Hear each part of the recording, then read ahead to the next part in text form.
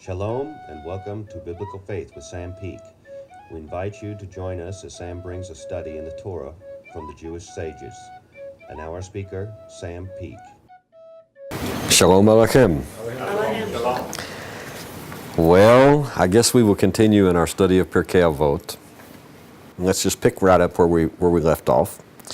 We are actually in chapter 3 of Pirkei Avot, this part of the Mishnah.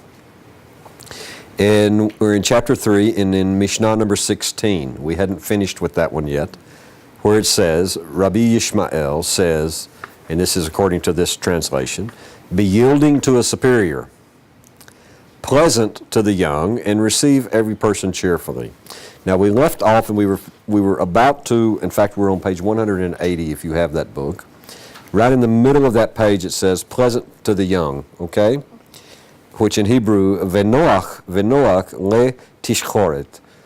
Now, interestingly enough, he's going to tell us here that this has two different ideas involved in it.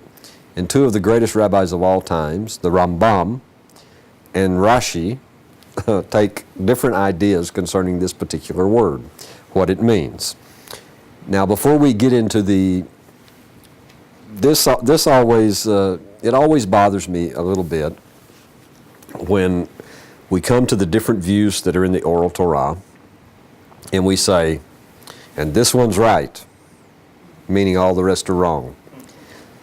And we have to know that part of the tradition of the oral Torah is a very interesting thing. They're all right. Amen. Every interpretation that the sages are giving us, even if they are diametrically opposed to each other, and even if the sages say, no, I'm right, you're wrong, things like that, they all know that on some level, and that's the key of understanding the oral Torah, on some level, all of them are presenting some aspect of truth, even though they may seem to be completely disconnected. Now, in the Western world, where we think with such Greek logic, because of our education system and everything else, and we think with such hard and fast, black and white, draw the line logic, that's very, very disconcerting. I mean, it really bothers people. And it literally takes a long time studying the sages and studying Torah, and really I think it's something that Hashem just gives to you and helps you finally to begin to understand it. Otherwise you can't do it on your own. That they are all right. They're all, in some aspect, they are all presenting some aspect of the truth. So when we come to these comments, listen to what it says. The translation of the Hebrew tishchoret as a young person follows the Rambam. Okay? In other words, he's telling us that this particular translation of that word in Hebrew follows what the Rambam says. But then it says the more probable translation. I don't agree. Already we are taking a side, and we're saying we're going to follow Rashi. We're going to follow Rashi. We're not going to follow the Rambam. To me, that's honestly not acceptable. So instead of saying the more probable translation, another level of understanding this very difficult word in Hebrew is one who is in a position of power. Not a young person at all, but someone who is powerful. That is following Rashi and the Aruch. Okay? In that case it says, the Mishnah deals with the correct way to actually treat two kinds of superiors. Remember what it says? Let's read it this way. Rabbi Yishmael says, be yielding to a superior, but be pleasant to a superior, he's saying, and receive every person cheerfully. Now, the Maharal, knowing this, he digs something out here. He says, if that's the case, if we follow that level of interpretation, that it's someone who is in power, then it's dealing with the correct way to treat two kinds of superiors. And one type, the first one, is a person who deserves that position of power, that leadership position, like a Torah scholar, okay? But the other type, the second type, is someone who has a position of authority, but they're not worthy of it. They don't deserve it at all, but they're still in a position of authority. Based on that interpretation, the Mishnah would be explained as follows. Be yielding to a superior, referring to one who deserves to be a leader. So in other words, be swift to pursue the wishes, he says, of this person and to build a close relationship with him because he's a Torah scholar. But what v'noach letishchoret, it would be, Rashi's translation would be pleasant to the one who is in power, which refers to one who is in command, but who is issuing orders by virtue of his position, not according to his ability. But still, Rabbi Yishmael is saying, accept his orders graciously and do not display reluctance to accept his authority. I want to come back because it completely ignored the original idea coming from the Rambam's translation of it, which says, be pleasant to young people. Because to me that is still an extremely valid translation of this. So if we follow Rashi, we can, or not whether we follow him or not, but if we look at Rashi's translation, we can see that it's maybe dealing with two different kinds of people who are in positions of authority. But if we look at the Rambam's translation of Tishchoret as young people, what good advice? Because I'm going to tell you, anybody who works with young people or is around young people knows you generally, most of the time, you get what you give. Do you understand what I'm trying to say? If you're unpleasant with them, you will make them eventually unpleasant with you. Amen. But if you're cheerful with them and pleasant with them, it can have an unbelievable, now it may take a long time depending, especially if you're in a teacher position or something, it may take a very long time to undo what's been done to them because people weren't pleasant with them, because people weren't cheerful with them. So this is not an either or. It's two aspects of the same thing. And we're going to see that happen many times. And I just don't think it's a good idea for us to get into the habit of saying, oh, well, this one's right and that one's wrong, because that's simply not so, okay? Amen. Which really kind of surprises me, but as my rabbi would say, well, it's art scroll.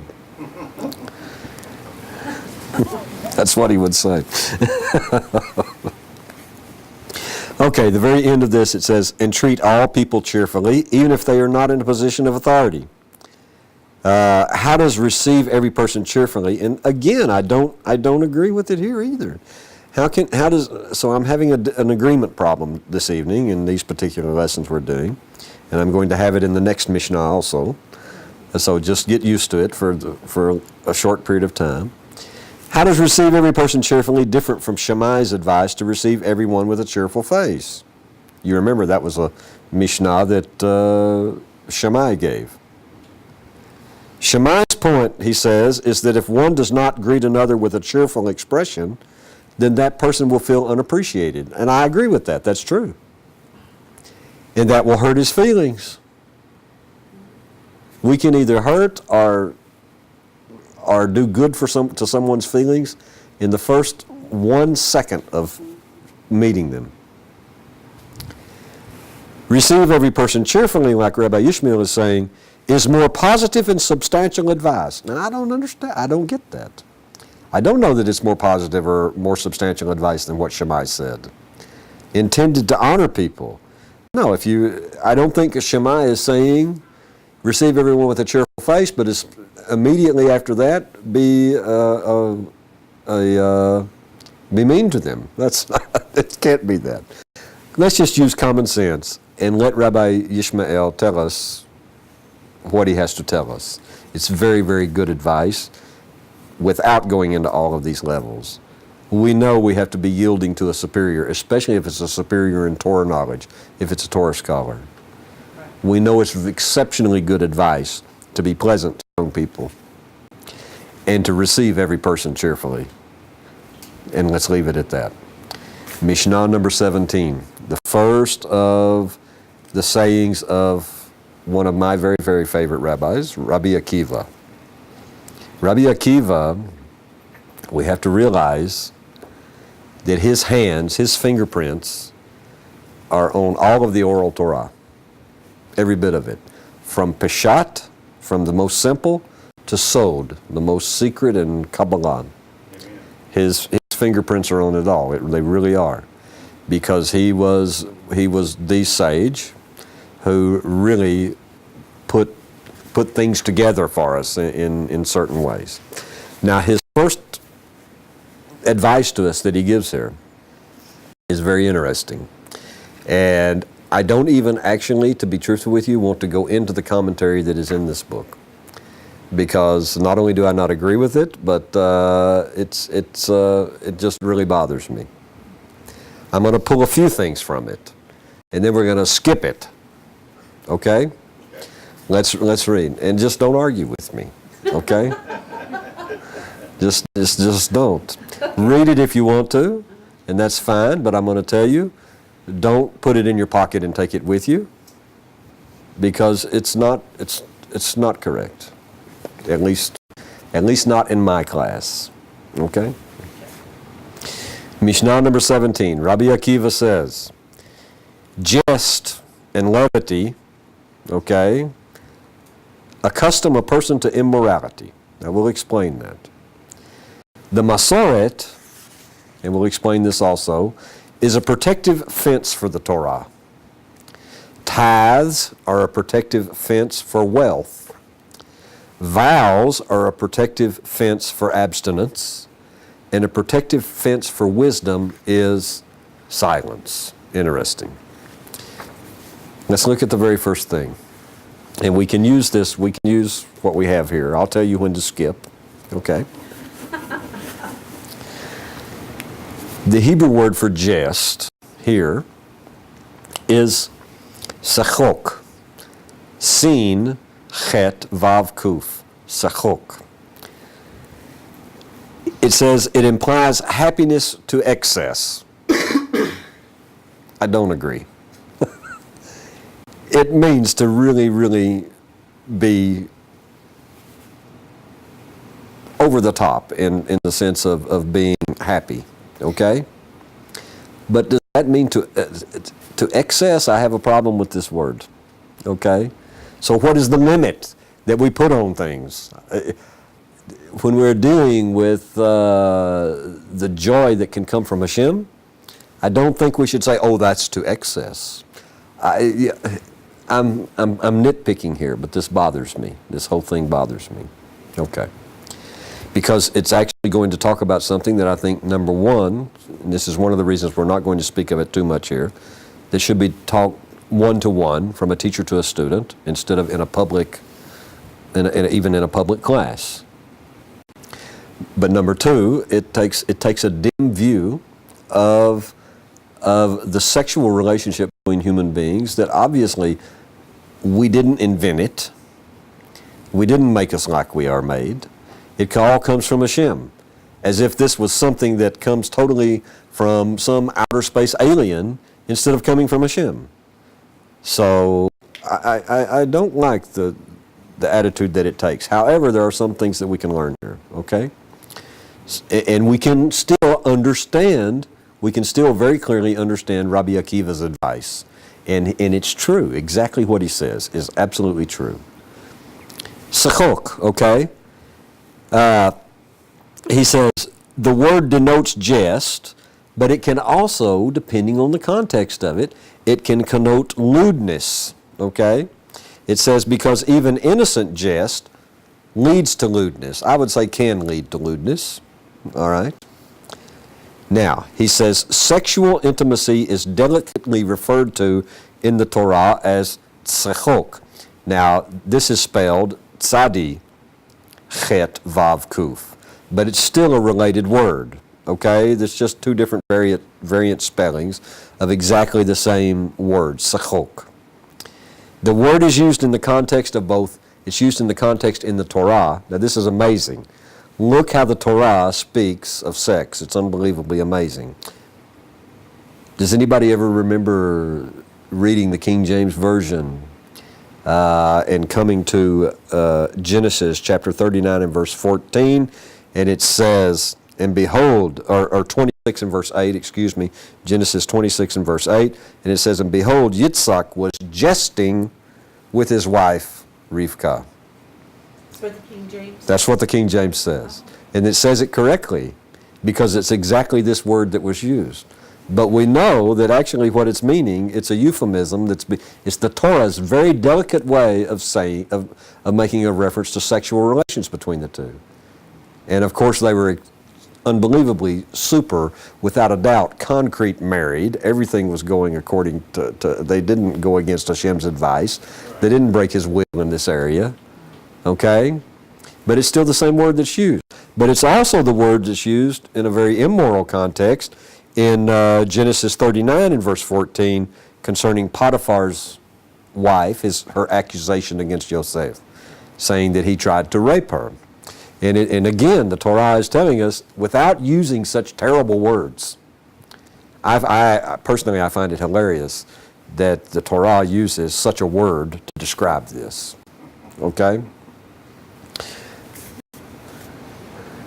No, listen, can you imagine if you're reading the King James Version and it says, and Yitzhak was jesting with his wife, the idea you get is he's holding her down, or something, or tickling her or something, making her laugh.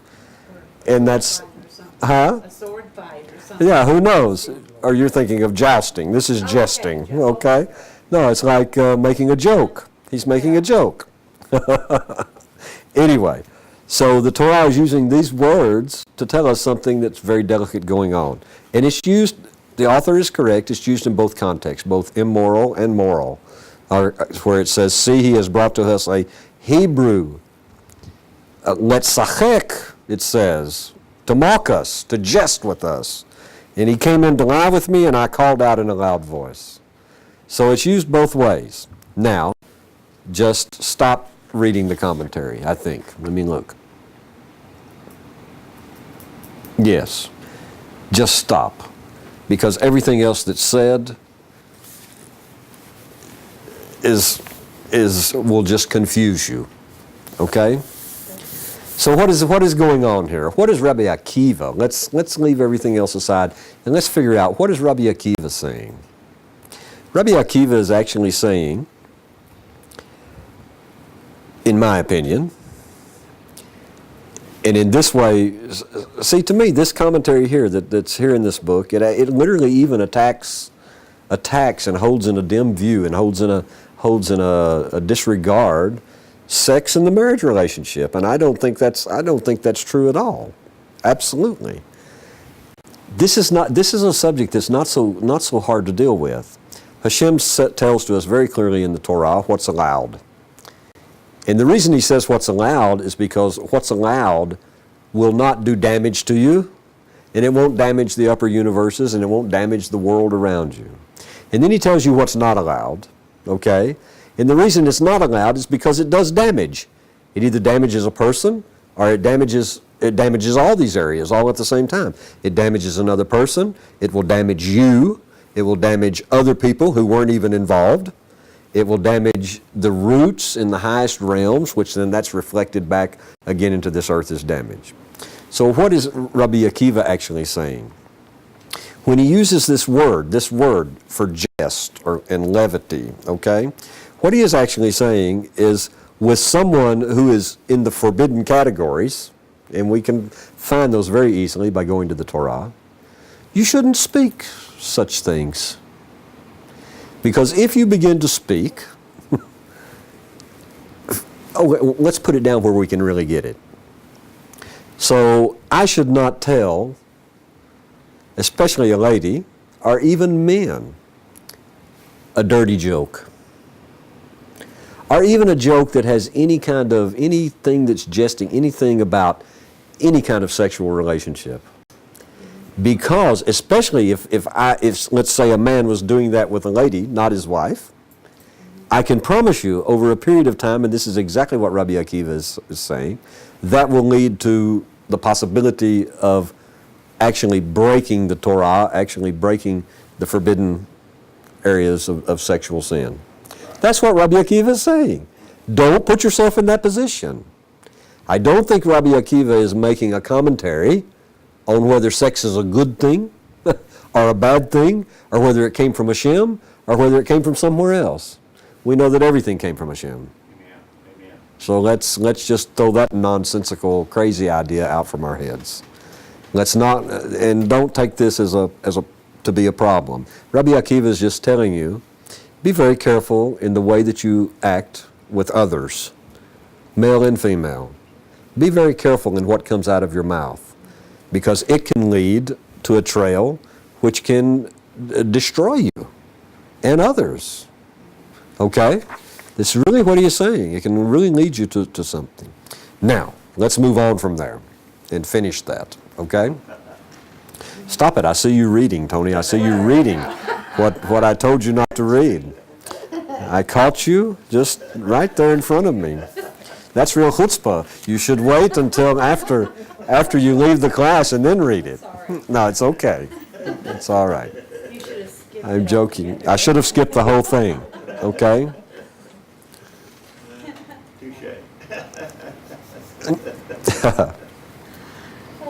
Anyway, it's not such profound.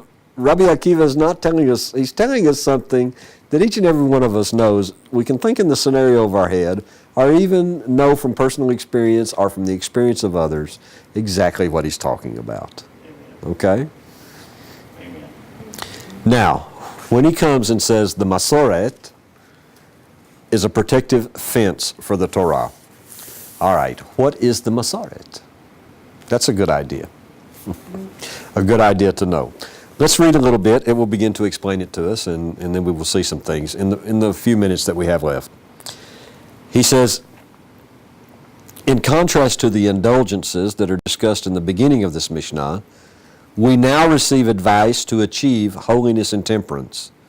And to this end, 4 fences are listed to protect the gains that a person makes as he goes through life. And the first thing the Maharal actually want to tell us is that many people confuse what they have and what they are, or who they are. We are only a soul and a body. That's all you are. Okay? A soul and a body as we are born. Otherwise, he says, we are born naked of wisdom, naked of wealth, and naked of mitzvot, naked of good deeds, of following the commandments. For these are things that we have to acquire. We have to get them. Amen. Because those things are only acquisitions, and they are not who you are, okay? They're not the person himself. As a result of that, they can be lost. Just as they were gained, so they need a fence. That's what Rabbi Akiva is trying to tell you. They need a fence to protect them so that you don't lose them through one mistake. Like of jest and levity can accustom, and that's interesting that he says it exactly that way.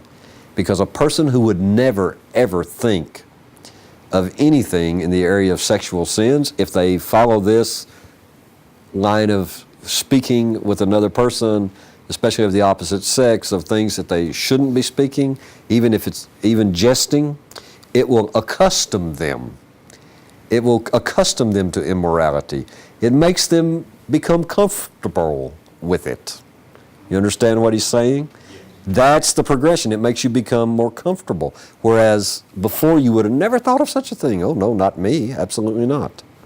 Amen. Okay, all right. So he begins with that, and now he wants to tell us these are fences that you must set up in order to protect these things, in order to keep the things that you acquire through the study of Torah and through the doing of Torah. Wisdom, wealth, and good deeds, he says, they are almost part of us, okay? But the Torah knowledge is different even than that. And he is absolutely correct, the Maharal is, in this sense.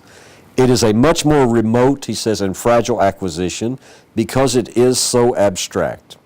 Indeed, he says, the rabbis say that the Torah is as hard to acquire as pure gold, and it is lost as easily as glass is broken. Therefore, the fence that protects it is discussed first. Let me comment just a little bit, and then we'll start here the very next time we're together. That is absolutely true. I'm going to tell you, you have to not just be a learner of Torah. If you want to keep it, if you want to keep what you learn, you absolutely must do Torah. Amen. If you don't move to the place of doing, you don't keep what you have. Amen. There's an unbelievable illustration we could use with this. It's absolutely unbelievable. And we don't have time in this particular thing, but I'll give it to you very quickly. You know, there are 32, in Kabbalah, there are 32 paths of wisdom. And then there are 50 gates of binah, of understanding. Those things are connected by bridges, a gesher, okay?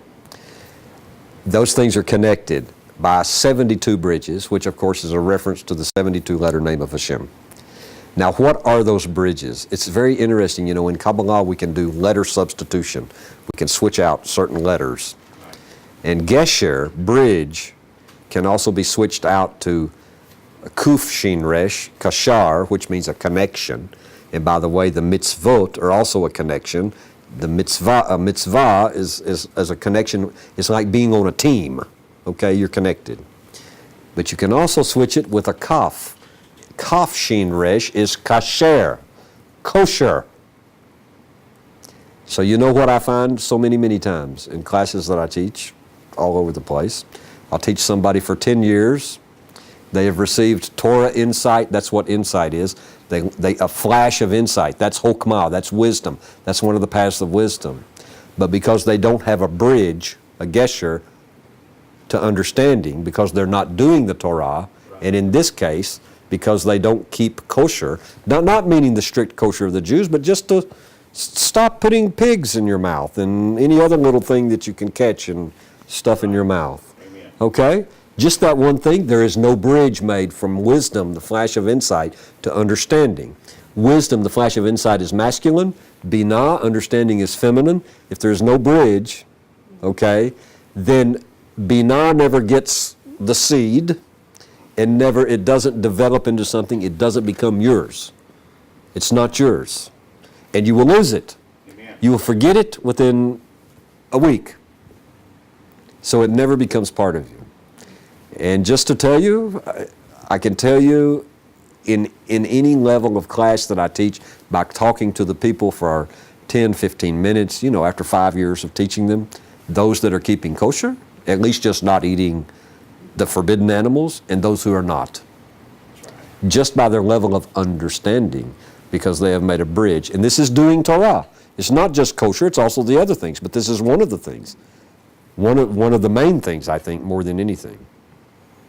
Because it's very hard for people to do that weren't brought up in it, that weren't trained in it, that is, you know, it's just not so easy. That's right. Yeah. Plus, in this part of the world, in the Western world, it's all over the top of you. Constantly, all the time, 24 hours a day. 7 days a week, you have to jump and dodge the hogs. And I'm not a believer like some rabbis, you know, about B'nai Noach. You know, they say, well, God, you know, why did God create the Goyim? Why did he create the nations of the world? Because somebody has to eat all those hogs. I don't agree with that at all. I think that what a terrible thing to say. Unbelievably terrible, and with such little respect to other human beings. That's just unbelievable. Anyway, so I'm not, it's cute, but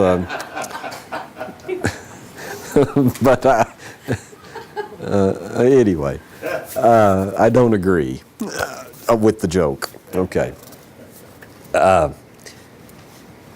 So I've been kind of twisting off here. I'm sorry, but it's very interesting, and we'll get right back to Rabbi Akiva in Mishnah number 17 of chapter 3 of Pirkei Avot the very next time we're together. If that's okay with you. All right. Shalom uvracha, peace and a blessing. Thank you for joining us in our study.